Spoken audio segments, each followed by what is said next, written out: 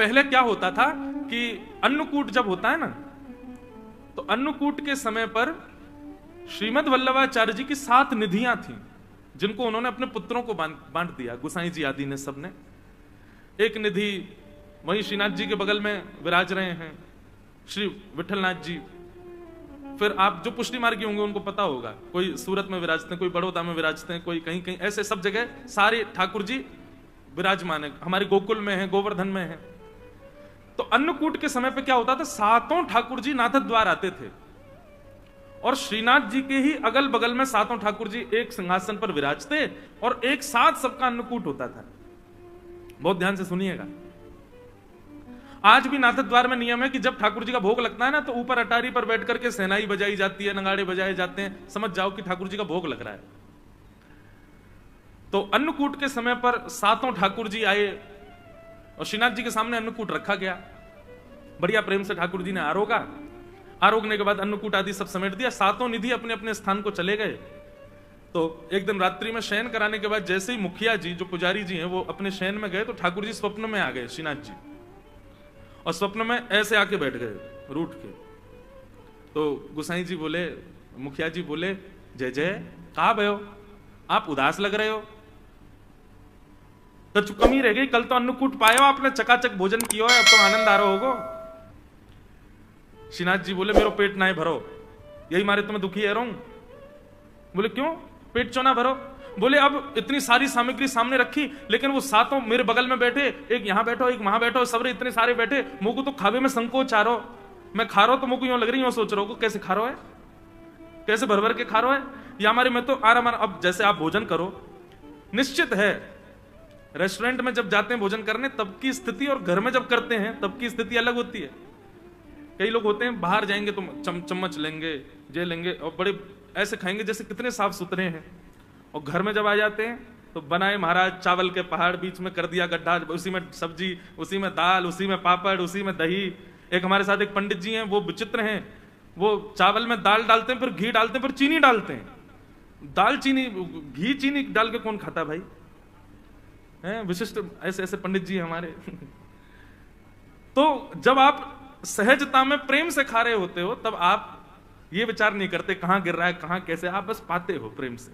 लेकिन 4 लोग बैठे हो तो निश्चित है कि आपका मन भी होगा तो आपको नहीं नहीं बस ठीक है इतना ही रहने दो। ठाकुर जी बोले, मेरो पेट ही ना भरो, मुंह क्यों लग रही, जन कहा सोचेंगे सबरे अगल बगल में बैठे। बोले कैसे भर भर खा रहा है। श्रीनाथ जी से कही, बोले आज्ञा करो जय जय, फिर कहा करूं।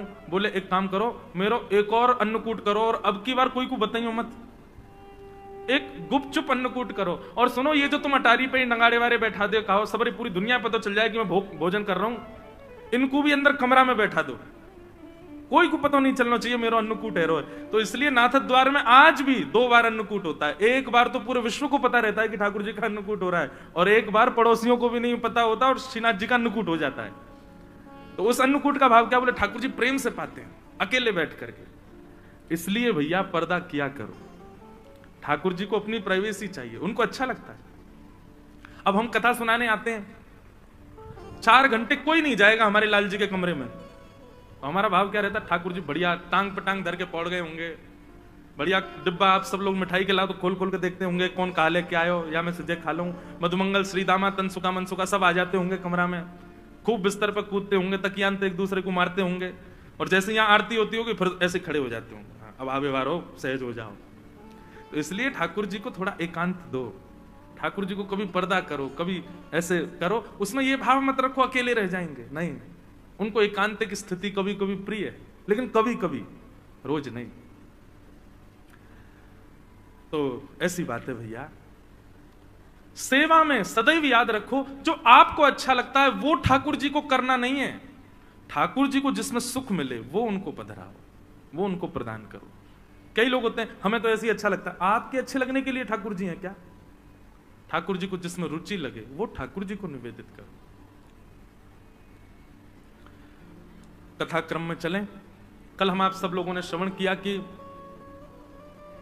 श्रीमद् भागवत की रचना हुई, और श्रीमद् भागवत जी की रचना में प्रधानता पंचम पुरुषार्थ प्रेम की है।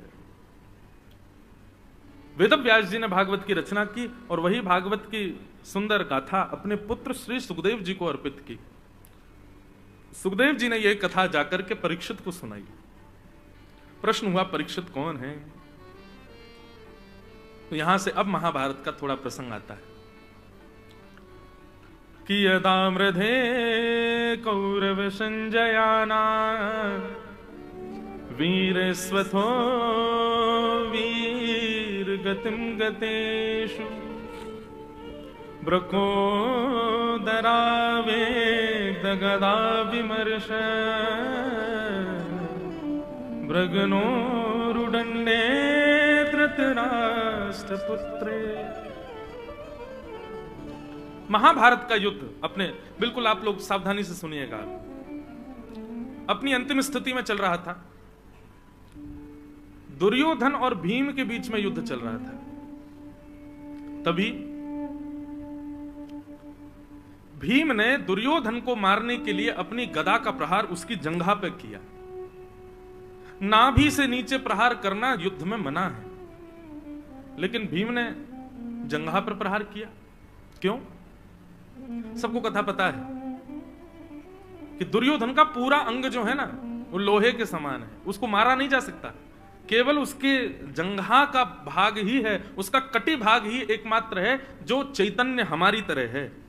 बाकी उसका सर्वांगीण अंग दिखता हमारे जैसा है, लेकिन वो पूरा लोहे का है। क्योंकि गांधारी ने अपने संपूर्ण जीवन के नेत्रों की ऊर्जा अपने पुत्र को देखने के लिए निर्वस्त्र अवस्था में देख लिया था, लेकिन भगवान ने आकर के ऐसी युक्ति की कि दुर्योधन से कहा, अरे निर्वस्त्र जाओगे मां के सामने, कम से कम एक कौपीन तो धारण कर लो। तो केले का पत्ता आगे लगा लिया। जैसे गांधारी ने नेत्र खोल करके देखा, संपूर्ण अंग लोहे का हो गया, लेकिन उसकी जंघा का भाग जो है वो रह गया।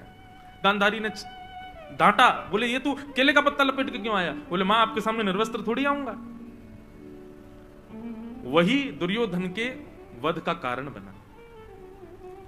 भीम ने अपनी गदा का प्रहार दुर्योधन की जंघा पर किया और जंघा टूटते ही दुर्योधन गिर पड़ा। महाभारत का युद्ध पांडव जीत गए। पांडव अपने विजय का आनंद कर रहे थे। भगवान ने संपूर्ण पांडवों को उत्सव मनाने के लिए कहा कि कल उत्सव मनाएंगे, अभी रात्रि विश्राम करो। लेकिन तभी अर्धरात्रि में दुर्योधन ने गुरुपुत्र अश्वत्थामा को भेज दिया, जाओ सोते हुए पांचों पांडवों को मार दो। यदि हम हस्तिनापुर की गद्दी पर नहीं बैठेंगे तो ये भी नहीं बैठेंगे। सोते हुए पांडवों को मारने के लिए अश्वत्थामा आया, परंतु भगवान पांचों पांडवों को लेकर के कहीं अन्य स्थान पर चले गए और अश्वत्थामा ने द्रौपदी के सोते हुए 5 बालकों को मार दिया। अंधेरे के कारण उसको पता नहीं चला, 5 बालकों को मार दिया और पूरे पांडवों के समाज में उत्सव की जगह मातम बनने लगा। प्रातःकाल होते ही जब द्रौपदी को पता चला कि मेरे पुत्र मार दिए, द्रौपदी ने रुदन करना प्रारंभ किया। उसके उस आर्तनाद को सुनकर के अर्जुन का क्रोध बढ़ गया। अर्जुन कहने लगा, द्रौपदी तुम रोना नहीं, मैं तुमको वचन देता हूं, मैं प्रतिज्ञा लेता हूं, जिसने भी तुम्हारे 5 बालकों को मारा, वो कोई भी हो, मैं उसको जीवित नहीं छोड़ूंगा। भगवान ने अर्जुन को समझाया, अर्जुन निर्णय लेने में एक बात का ध्यान सदैव रखो। क्या? क्रोध में कभी भी निर्णय नहीं लेना चाहिए।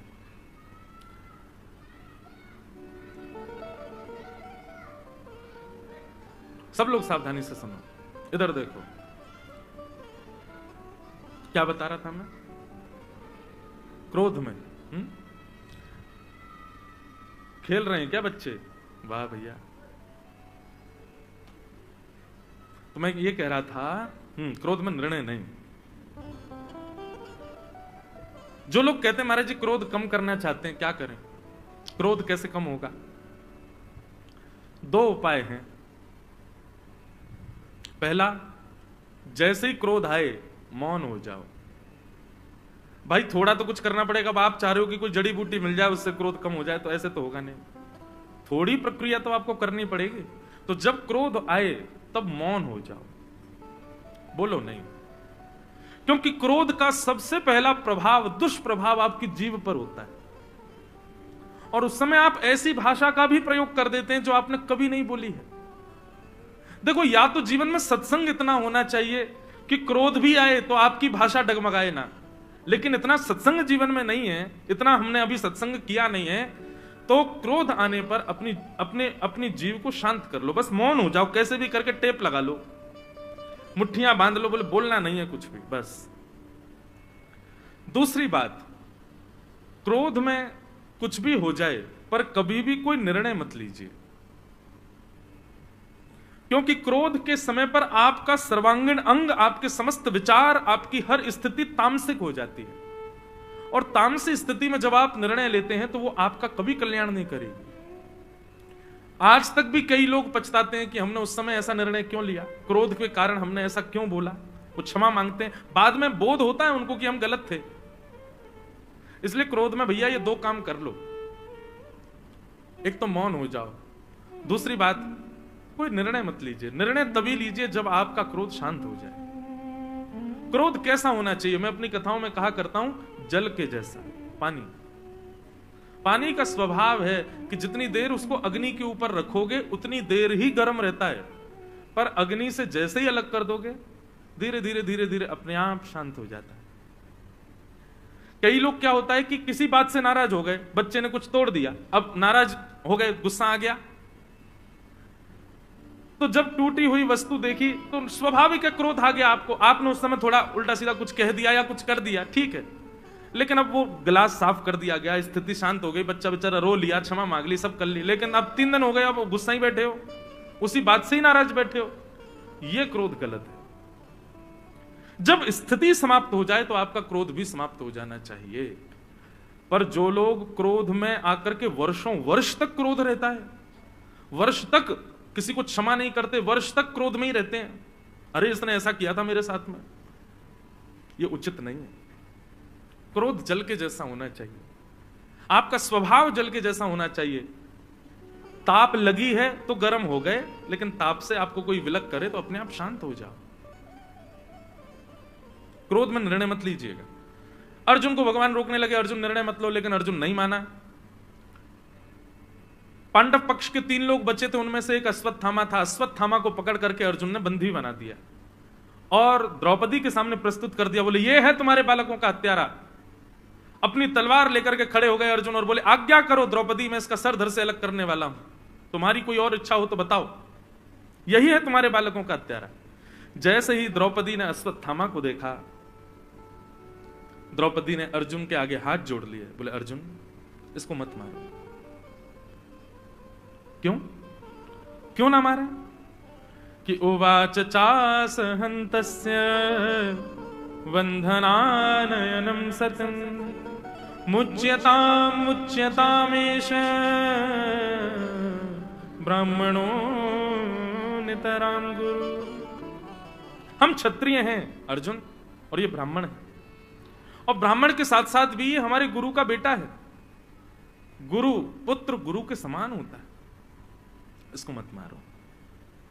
पहला कारण इसको इसलिए मत मारो क्योंकि हम ब्राह्मण नहीं, हम क्षत्रिय हैं और ये ब्राह्मण है। दूसरा कारण इसलिए इसको मत मारो क्योंकि ये गुरु का बेटा है।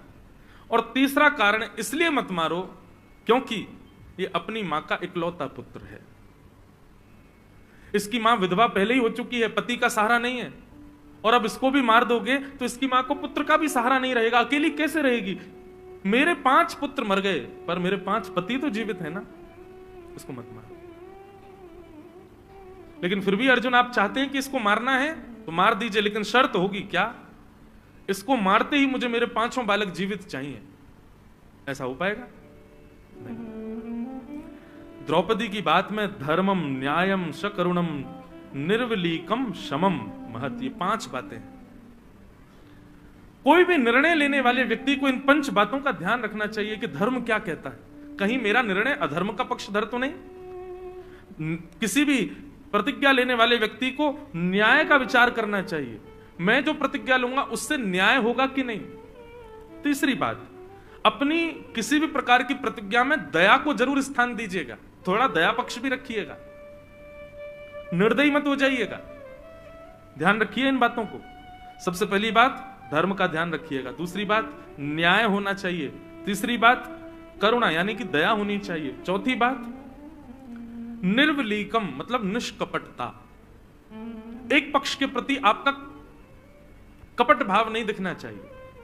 और पांचवी बात, समत्व, दंड का अधिकारी अपना पुत्र भी हो तो दीजिए, वहां पर आप मोहवश उसको मुक्त कराने का प्रयास मत कीजिए।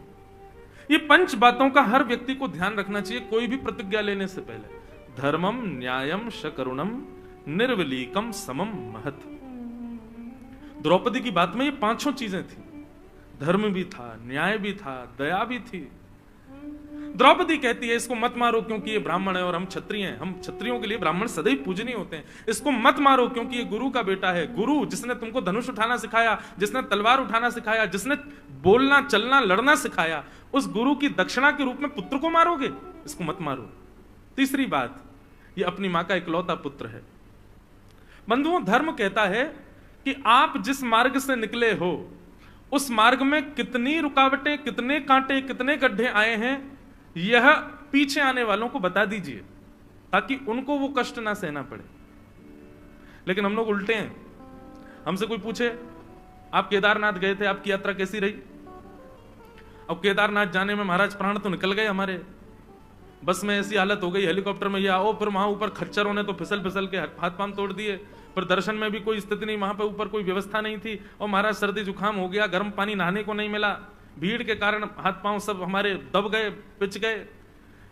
स्थिति तो ऐसी हुई। लेकिन किसी ने पूछा कैसी रही यात्रा? हम भी बना रहे हैं अगले महीने जाने का। बहुत बढ़िया, एक नंबर। बस की सुविधा तो बहुत ही अच्छी, वहां ऊपर रहने की व्यवस्था तो बहुत बढ़िया, गीजर 24 घंटे चलता है, भीड़ तो बिल्कुल होती नहीं है। सुबह के समय जाना, कोई बिल्कुल साफ मिलेगा, सीधे जाओ, प्रणाम करे, निश्चित जाओ, पूरे परिवार सहित जाओ। और मन में क्या सोचना, बेटा जा, तुझे भी तो पता चले। नहीं, अगर हमको किसी मार्ग पर कष्ट हुआ है तो चाहिए कि पीछे उस मार्ग पर जो आ रहे हैं उनको सावधान किया जाए। द्रौपदी कहती है कि पुत्र के मरने पर मां को कितनी पीड़ा होती है, वो पीड़ा अभी मैं सह रही हूं अर्जुन, और मैं नहीं चाहती कि पुत्र मरने पर जो पीड़ा इस मां को हो रही है वो इसकी मां को हो, इसलिए इसको मत मारो। बंधुओं, इतनी बात हो गई, सब लोग चुपचाप खड़े खड़े देख रहे थे, लेकिन तभी सिसकियों की आवाज आने लगी। कौन रो रहा है? दूर खंभ से सिर टेके हमारे द्वारिकाधीश के नेत्र सजल हो गए। और आसपास खड़े लोगों से ठाकुर जी कहने लगे, मेरी बहन है ये बहुत बड़ी बात है। अरे मां का इतना ममत्व होता है अपने पुत्र से, इतना ज्यादा ममत्व होता है, वो डराती है अपने पुत्र को, रुक जा तेरे पिताजी को आने तो बताऊंगी उनको मैं, ऐसे करता है ये।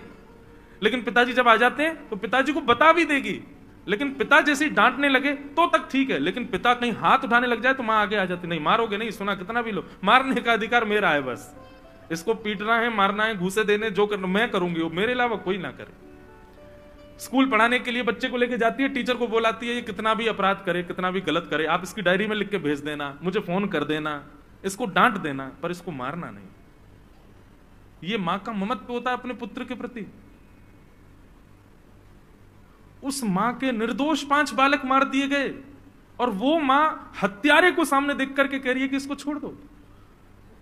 ये बहुत बड़ी बात है, ये सामान्य बात नहीं, ये साधारण बात नहीं है बंधु। ठाकुर जी इतने प्रसन्न हो गए द्रौपदी से, इतने प्रसन्न हो गए। बंधुओं, एक बात याद रखना, आपके घर में अनुकूलता है तब आप कुछ अच्छा करो, ठाकुर जी उससे प्रसन्न नहीं होते। प्रतिकूल स्थिति आवे और उसमें भी आप अपना धैर्य ना खो, तब ठाकुर जी प्रसन्न होते हैं। अनुकूल स्थिति में तो सब धैर्यवान हो जाते हैं, प्रतिकूल स्थिति में होके दिखाओ।